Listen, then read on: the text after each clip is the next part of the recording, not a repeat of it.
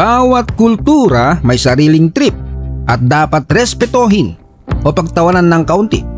Basta may respeto pa rin. Mula sa mga sayaw ng mga tribo sa Africa hanggang sa kakaibang kasalan sa Asya, bawat ritual ay may kwento. Kwento ng kultura, paniniwala at kasaysayan. Kung feeling mo kakaiba na mga Pilipino sa mga pamahiin, abay teka lang, kasi may mas wild pa dyan. Tara, tuklasin natin ang mga tradisyon sa iba't ibang panig ng mundo. Heto ang mga tradisyong nakakaloko na di mo inakalang totoo. Sa channel na to, Real Talk, walang arte-arte. Kwentong totoo na nilagyan ng konting pasakalye. Tito John's TV.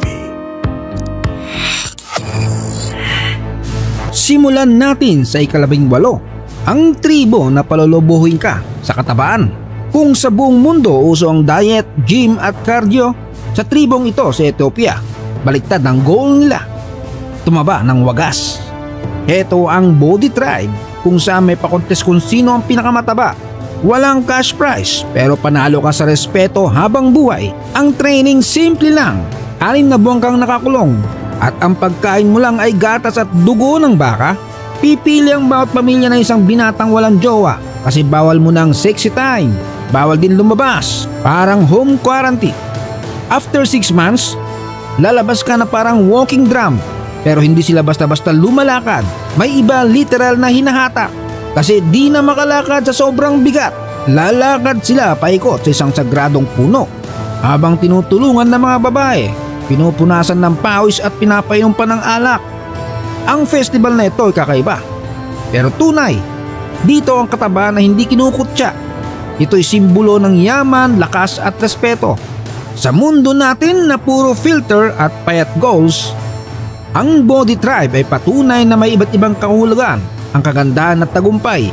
Kaya kung may nakita kayong mataba, huwag agad manghusga. Baka sa tribo nila, siya ang bida.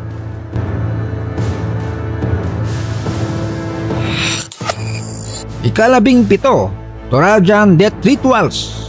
Alam mo na kapag may namatay sa atin dito, may burol, may novena, may libing. Pero sa Torajan tribe sa Indonesia, hindi agad nililibing ang patay. Dahil sa kanila, parang extended sleepover lang ang peg ng mga kaluluwa. Yung bang patay na pero may wardrobe pa. Ilalagyan pa ng magagarang damit, binabalot parang mami. Tapos nilalagay sa kabaong pero di nililibing. At eto pa, araw-araw silang inaalayan ng pagkain. As in, para pa rin kasama sa hapunan si Lola kahit amoy formalin na. Pagkatapos ng ilang buwan o taong, depende kung kailan afford ang funeral. Ayan, finally, ililibing. Pero surprise, di pa rin tapos mga tol. Baka akala mo once buried, goodbye na. The hints. Kasi every now and then, hinuhukay ulit para linisin at bihisan. Parang may pa-ispa day ng mga patay. Ika-16, La Tomatina Festival. Hindi away basketball ang labanan, kundi literal na food fight. Gamit ang kamatis. 1 hour of pure tomato warfare. Isipin mo, lahat pulang-pula. Parang mga extra sa horror movie na Attack of the Salsa. Nagsimula raw ito dahil sa prank war tuwing may parade. Hanggang sa lumaki na ng lumaki, naging legit na event na. Ngayon pati mga turista nakikigulo na rin. Siyempre, wag lang sasama ang loob kapag masapul ka sa mukha ng hilaw na kamatis o nakalata. Pagkatapos ng gyera, may paparty pa. May sayawan at minsan may papasta. Kaya kung gusto mong masaktan physically at emotionally habang natatalsikan ng sarsa, punta ka na dito. Ika-15, Monkey Buffet Festival. Alam nyo bang sa Thailand may buffet para sa unggoy sa lungsod ng Lopburi? Literal na pinaghahandaan taon-taon ng mga unggoy na para mga VIP na bisita. Taong 1999 nagsimula to. Akala mo fiesta sa barangay pero sa mga hayop. 100 mesa, 2,000 kilo ng pagkain at libu-libong unggoy na gutom na ready makipagbukbangan. Isipin mo to parang SM food court pero puro unggoy ang customers. Sila'y nag-uunahan, nagsusumigaw, nag-aagawan. Para kang nanonood ng episode ng Game of Thrones Primate Edition. At ang mas nakakagulat dyan, parang alam ng mga unggoy ang schedule. Nagsimula sila sa 300 attendees. Ngayon, more than 4,000 na. Buti pa Unggoy, may consistent attendance. Ikalabing-4, Volkswagen sa Germany. Ang selebrasyon bago ikasal ay parang demolition derby. Tinatawag nila tong Volkswagen. Imbes na alak or cake, ang dala ng mga bisita, plato, paso, tiles. Minsan may toilet bowl pa. At binabasag nila yan sa harap ng bahay ng bride. Bakit ka mo? Swerte raw ang basag. Charles Bringlack, sabi ng mga Aleman. Dito mo malalaman kung sino talagang may galit sa bride. Pero chill lang dahil sila rin ang naglilinis pagkatapos.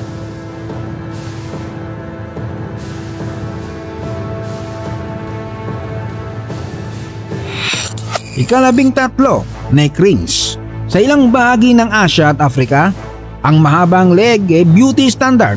Oo, parang gusto nilang maging kalahi ng giraffe. Naglalagay sila ng neck rings na unti-unting dinadagdagan kada taon. Pero alam mo ba, hindi talaga humahabang leg ng mga to. Nagiging slanted lang yung clavicle at ribcage para lang magmukhang Miss Universe. Willing silang i-deform ang buto nila. Magugustuhan ng mga lasengko sa Pinas ang mga to, lalo na yung mahilig sa long neck.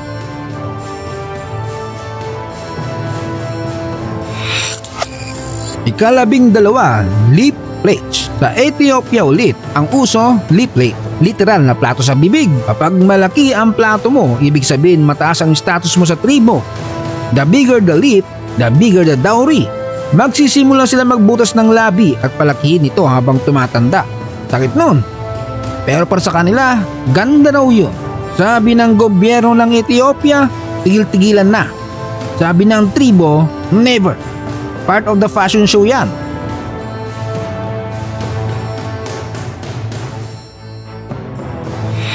Ikalabing-1, cheese rolling sa England. Ito na ang event na may pagkasiraulo pero masaya. Cheese rolling festival sa England. May malaking cheese wheel na pinaiikot pababa sa bundok. At yung mga participants, walang kabog-abog na hinahabol to. Pero downhill yan. Marami ang nadadapa, gumugulong at napapa-emergency room, all for the love of keso. Sabi nga ng pulis, delikado raw ito. Pero walang makakapigil. Kasi naman cheesy, pero exciting.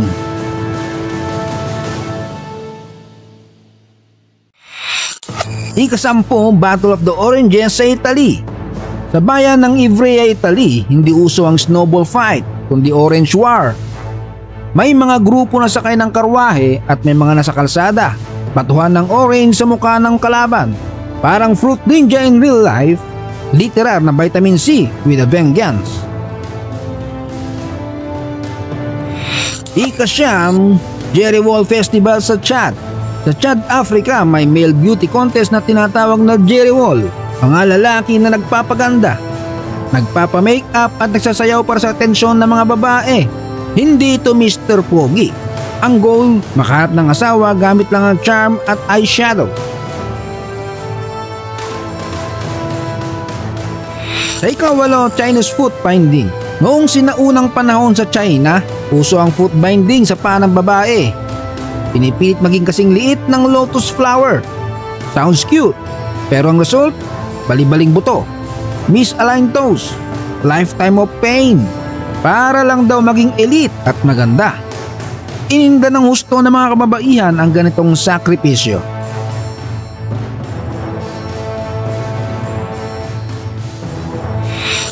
Ika-7, Himba Women's Hair Paste.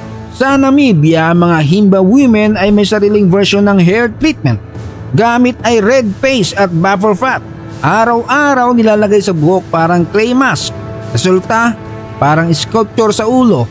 Practical din daw ito kasi nakakatulong kontra araw. Pero to be fair, stylish naman talaga.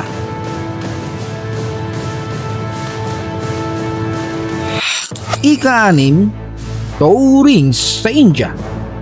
Wedding ring sa daliri, boring. Sa India, toe rings ang gamit. Oo, sing-sing sa paa.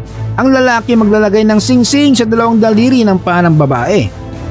May pa-legend pa kung saan naiwan daw ng babae ang toe ring niya kaya nakahanap siya ng true love. Cinderella pero chinelas is life. Kalima, si Namon Hurling sa Denmark. Pag 25 ka na at single sa Denmark, handa ka na ba? Babatuhin ka ng sinamon ng buong barkada mo. Birthday mo na para ka pang naging biko. Umabot ka ng 30, mas masaklap dahil chili powder na ang ibabato sa'yo. May pagka-prank, may pagka-pressure, pero chill. Trip-trip lang daw yon. Maswerte ka na nga kung hindi ka lutuin.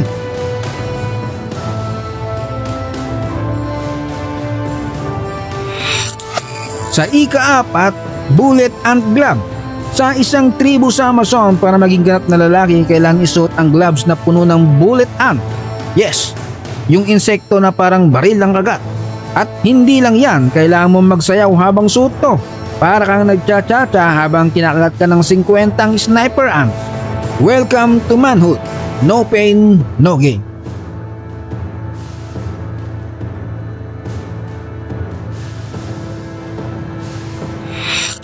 Sa ika-3, wife carrying championship sa Finland.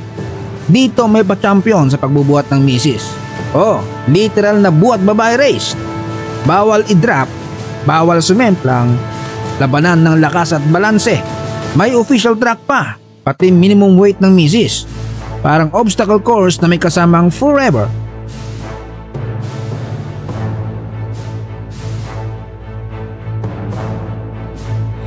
So number 2, frog dance ng Sweden. Ang mga taga Sweden may sayaw na parang palaka. Yes, nagsi-circle dance sila sa paligid ng poste habang kumakanta ng pink palaka o palakang bukid. Tapos sasayaw sila na parang palaka rin. Mukhang weird. Pero sa kanila happy yan. Frog life is love.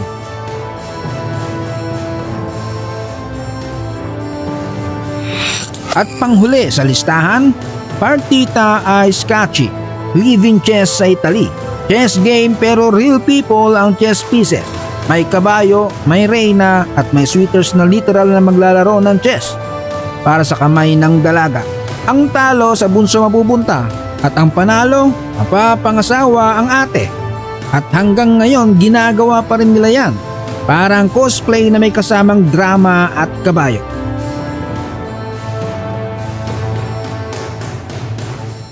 So yun ang pinakakaibang tradisyon sa buong mundo. Huwag kalimutang mag-like at mag-subscribe kay Tito John's TV. Shoutout muli kina J. Omas, Wadi Filomeno, Zaldi Godoy from Saudi, kay Christopher Galamgam na nagdadaos ng kaarawan, happy birthday.